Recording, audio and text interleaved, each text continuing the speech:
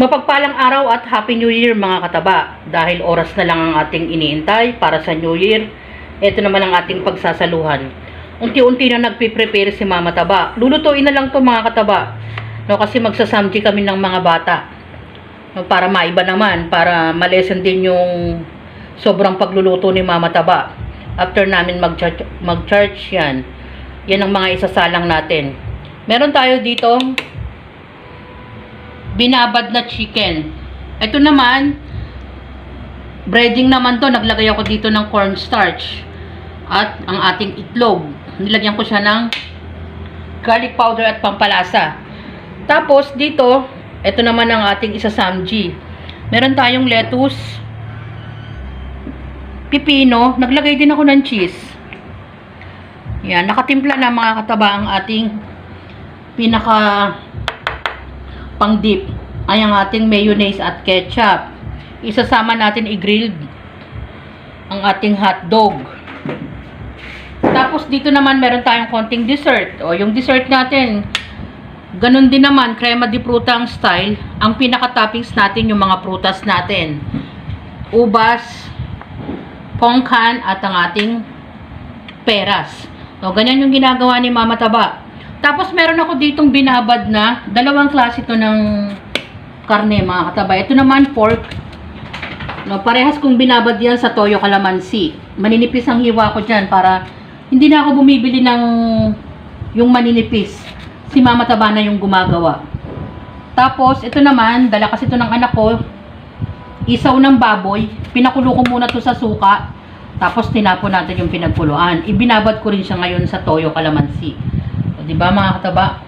Meron tayong tinapay at meron namang pampalaman. Mapapansin nyo, meron konting drinks. No, yan. Yan naman ang ating habang nagkukwentuhan sa maging masaganang ating 2024. Bumili tayo ng konting magandang i-mix to mga kataba. Itong soju.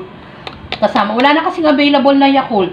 Pero proven na masarap mga kataba. Haluan nyo lang ng Yakult. Ito naman style Yakult din naman to.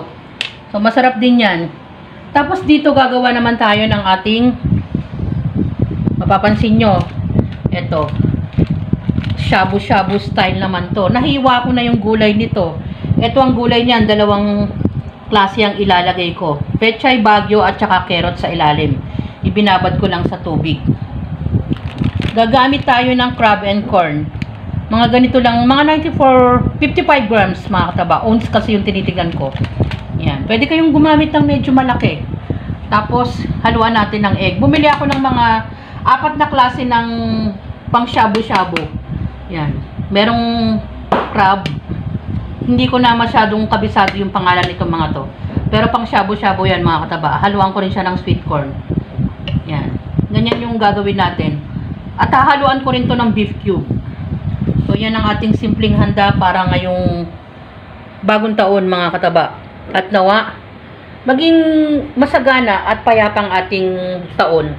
Kung meron man tayong daanan mga trials, huwag tayong sumuko. Dahil parte ng buhay yan. Magpasalamat tayo na gumigising pa tayo sa araw-araw.